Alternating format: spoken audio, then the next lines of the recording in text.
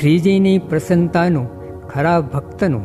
સ્વામિનારાયણ હરે સંવત 1885 કાર્તિક સુધી 10મીને દિવસ સ્વામી શ્રી સહજાનંદજી મહારાજ શ્રી ગઢડા મુદ્દે દાદા ખાચરના દરબારમાં આથમણા દ્વારના ઓરડાની ઓસરીએ ઢોલિયા પર વિરાજમાન હતા અને સર્વ શ્વેત વસ્ત્ર ધારણ કર્યા હતા અને પોતાના મુખારવિંદની આગળ પરમહંસ તથા દેશ દેશના હરિભક્તની સભા ભરાઈને બેઠી હતી.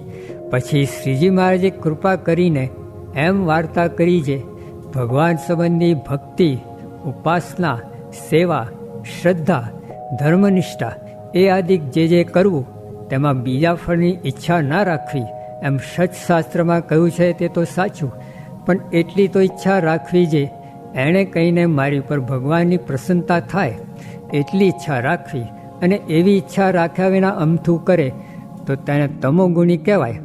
માટે ભગવાનની ભક્તિ આદિક જે ગુણ તેણે કહીને ભગવત પ્રસન્નતારૂપ ફળને ઈચ્છવું, અને જો એ વિના બીજી ઈચ્છા રાખે તો ચતુર્ધા મુક્તિ આદિક ફળની પ્રાપ્તિ થાય. અને ભગવાનની જે પ્રસન્નતા તે ઘણા ઉપચારે કહીને જે ભક્તિ કરે તેની ઉપર થાય ને ગરીબ ઉપર ના થાય એમ નથી. ગરીબ હોય અને શ્રદ્ધા સહિત જળ, પત્ર, ફળ, ફૂલ ભગવાનને અર્પણ કરે તો એટલામાં પણ રાજી થાય. કેમ જે ભગવાન તો અતિ મોટા છે, તે જેમ કોઈક રાજા હોય તેના નામનો એક શ્લોક જ કોઈક કરી લાવે તો તેને ગામ આપે તેમ ભગવાન તુરત રાજી થાય છે. અને વળી ભગવાનનો ખરો ભક્ત કોણ કહેવાય? તો પોતાના દેહમાં કોઈક દીર્ઘ રોગ આવી પડે તથા અન્ન ખાવા ન મળે, વસ્ત્ર ના મળે ઇત્યાદિ ગમે એટલું દુઃખ અથવા સુખ તે આવી પડે તો પણ ભગવાનની ઉપાસના, ભક્તિ, નિયમ, ધર્મ, શ્રદ્ધા એમાંથી રંચ માત્ર પણ મોરો ન પડે, રતિવાસ સરસ થાય તેને ખરો હરિભક્ત કહીએ. પછી શ્રીજી મહારાજને રાજબાઈએ પ્રશ્ન પૂછાયો છે, હે મહારાજ, કયા ગુણે કહીને તમે રાજી થાઓ ને કયા દોષે કહીને કુરાજી થાઓ? ત્યારે શ્રીજી મહારાજ બોલ્યા છે, આટલા તો વચનમાં દોષ છે તે કયા? તો પોતાના અંતરમાં કંઈક વિશેષ વર્તવાનું હોય તેનું અમને એકવાર કહી દેવું છે. હે મહારાજ, તમે કહો તો હું આવી રીતે વર્તું, પણ વારંવાર ન કહેવું છે. હે મહારાજ, હું આમ વર્તું કે આમ વર્તું તે તમે કેમ મને કહેતા નથી? તે ના ગમે. અને મને પોતાનો ઈષ્ટદેવ જાણે ને વારે વારે મારા વેણ ઉપર વેણ લાવે તે ના ગમે. અને હું કોઈની આગળ વાત કરતો હોઉં ને બોલાવા વિના વચમાં બોલે તે ના ગમે.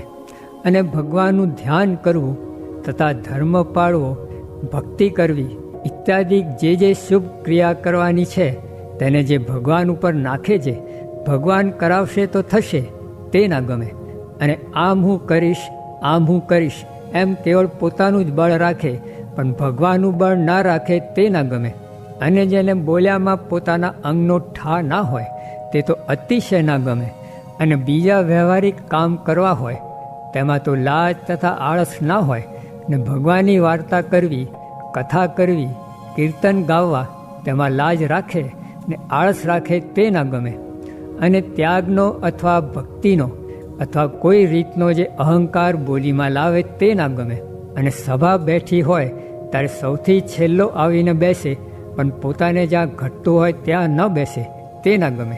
તથા કોઈ મોટા તે સભામાં બેઠા હોય ને તેણે કૂણી મારીને માગ કહીને પોતે બેસે તે ના ગમે. અને બાઈ માણસ હોય ને તે પોતાના અંગને ઢાંકીને લજ્જા સહિત વર્તે તે ગમે. તથા ચાલે ત્યારે નીચી દ્રષ્ટિ રાખીને ચાલે પણ ફાટી દ્રષ્ટિ રાખે નહીં તે ગમે. અને અમારા દર્શન કરતા હોય ને કોઈ બાઈ ભાઈ આવે અથવા કૂતરું નિસરે કે ઢોર નિસરે કે કાંઈક ખડખડે તેની સામું વારંવાર દર્શન મૂકીને જુએ પણ એક દ્રષ્ટિએ દર્શન ન કરે તેની ઉપર તો એવી રીસ ચડે છે. શું કરીએ? સાધુ થયા, નહીં તો એનું કાંઈક તાડન કરીએ પણ તે તો થાય નહીં. કેમ જે સાધુને કોઈનું તાડન કરવું એ અતિ અયોગ્ય કર્મ છે. અને જે કપટ રાખે પણ પોતાના મનના જે સંકલ્પ તે જેને કહેવા યોગ્ય હોય તેની આગળ પણ કહે નહીં તે ના ગમે. અને માન તથા ક્રોધ તથા કોઈથી દબાઈને રહેવું તે શું? તો પોતાના મનમાં જેવું હોય તેવું બીજાથી દબાઈને કહેવાય નહીં. એ ત્રણ વાના તો અતિશય ભૂંડા છે. અને હરિભક્તને માહોમાહી બરોબરિયાપણું રહે પણ એક એકનો ભાર ના આવે એ પણ અતિશય ભૂંડું છે. ઇતિ વચનામૃતમ. એવી રીતે ગઢડા અંત્ય પ્રકરણનું 25મું વચનામૃત જે તે થયું. સ્વામિનારાયણ સ્વામીએ વાત કરી છે, આ કારખાના જો 1 વર્ષના કરીએ તો 2 વર્ષના ઊભા થાય, ને 2 વર્ષના કરીએ તો 4 વર્ષના ઊભા થાય એમ છે. ને સૌ મંડીએ તો જૂનાગઢથી વડતાલ સુધી સડક બાંધી દઈએ, તે છાંયણે ચાલ્યા જઈએ, તે તડકો જ ન લાગે, પણ વાતું કરવાનું ને સમજવાનું છે તે રહી જાય.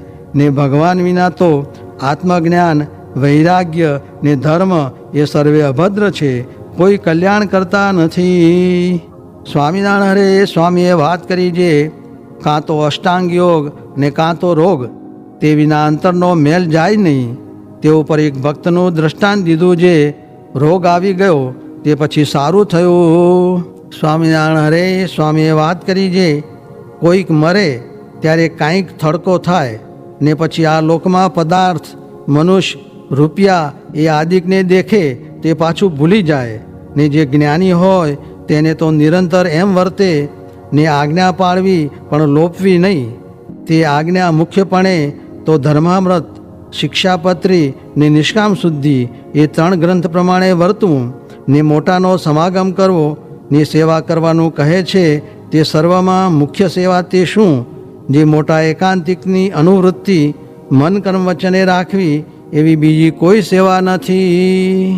સ્વામિનારાયણ સ્વામીએ વાત કરી છે, બીજાને તો કામ પીડતો નથી, ને મને એકલાને પીડે છે, અને બીજાને વિશે તો એકે દોષ નથી, મારે વિશે જ છે એમ ન સમજે, ને બીજાના જોવા માંડે તો પણ ભૂંડું થાય. સ્વામિનારાયણ સ્વામીએ વાત કરી છે, હરિશંકરભાઈએ પૂછ્યું છે, લોકમાં તો આપણને એમ કહે છે જે એ તો નિંદા બહુ કરે છે ને જૂઠું બોલે છે, માટે અકલ્યાણ થશે, તેનું કેમ સમજવું? ત્યારે સ્વામીએ કહ્યું છે, જૂઠું બોલે તો સામું કલ્યાણ થાય છે, ને એ તો ભગવાનની જુક્તિ છે. તે ઉપર વાત કરી છે. રામાનંદ સ્વામીએ સંન્યાસીને પૂછ્યું છે, વેદ કેટલા? ત્યારે સંન્યાસી કહે 4. પછી રામાનંદ સ્વામી કહે, બ્રહ્મજ્ઞને 5મો વેદ ગયો છે તે હું છું. એમ સાચી વાત કરી. તેથી સંન્યાસી જાતા રહ્યા, અને મહારાજે જુક્તિ કરી તો બધી પૃથ્વીમાં સત્સંગ થયો. ને રામાનંદ સ્વામી ગયા પછી વ્યાપકાનંદ સ્વામી વગેરેને જુક્તિથી પોતાનું સ્વરૂપ ઓળખાવી સત્સંગમાં રાખ્યા. સ્વામિનારાયણ સ્વામીએ વાત કરી છે, ભગવાનની સ્મૃતિ રાખવી એ સર્વથી અધિક છે, ને ભગવાન તો આપણા જીવમાં બેઠા જ છે. તે દેહ મૂકવા સમયે દેખાય છે, ને સ્મૃતિ રહે તે તો સર્વ સાધનના અંતને પામ્યા. તે ઉપર ભરતજીની વાત કરી. સ્વામિનારાયણ સ્વામીએ વાત કરી છે, સ્વામીને ભોગવવાના જે પદાર્થ તે સેવક ન ભોગવે. તે જ્યારે રામચંદ્રજી ધરતીએ સૂતા ત્યારે ભરતજી 1 હાથ ધરતીને ખોદીને સૂવે, ને શિવજી પણ ભગવાનને ભોગવવાના પદાર્થ પોતે નથી ભોગવતા.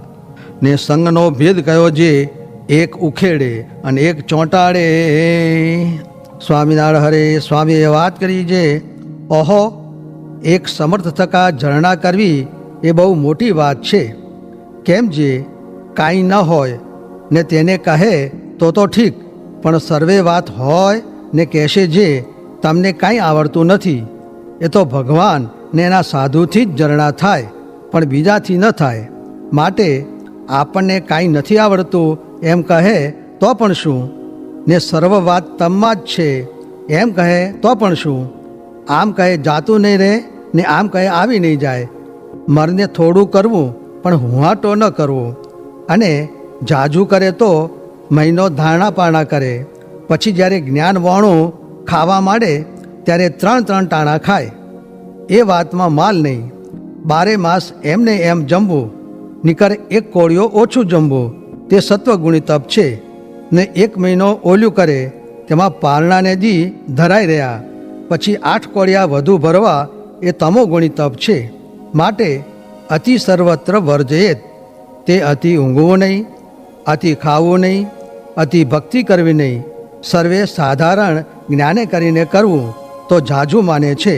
3 જણ જળમાં બેસી રહેતા, તે લોહી નીકળતું, તેને પણ મહારાજ કહેતા જે ઘોડો બેસવા મળે તે સારું કાઢો છો. એમ મહારાજ વઢતા માટે હુંહાટો મહારાજને નથી ગમતો એમ કહ્યું. હરે સ્વામીએ વાત કરી જે પાપીની સોબતમાં તો ભગવાન ભૂલી જવાય. તે જેમ સૂર્ય આગળ વાલખીલ ઋષિ પાછે પગે ચાલ્યા જાય છે એમ મુને ભગવાન અખંડ દેખાતા પણ એક પ્રતિપક્ષીને પાછા પાડવા સારું વાત કરી તે બારી મૂર્તિ ભૂલી ગયા. પછી પાછી માઈ દેખાણી એમ સંગ ઓળખાવીને મૂર્તિ અખંડ દેખાણાનો મર્મ કયો. સ્વામિનારાયણ હરે સ્વામીએ વાત કરી જે 1થી 50 માળા સુધી જો એકાગ્ર દ્રષ્ટિ રાખે તો સુખે ધ્યાન થાય, નિકર સંકલ્પ થયા કરે.